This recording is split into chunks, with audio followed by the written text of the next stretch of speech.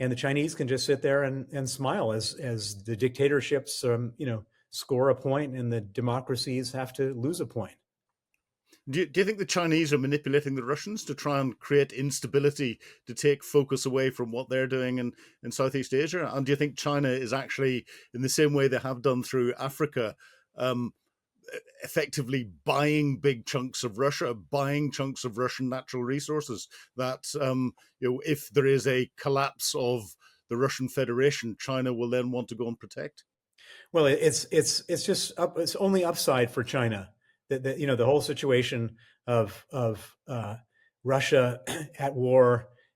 If it doesn't go well for Russia, China can hoover up the pieces.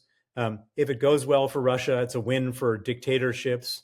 In the meantime, there's all sorts of money to be made, and just like with Africa, they don't have to expend any valuable resources of their own, and they end up with all sorts of influence that they're getting that we're not.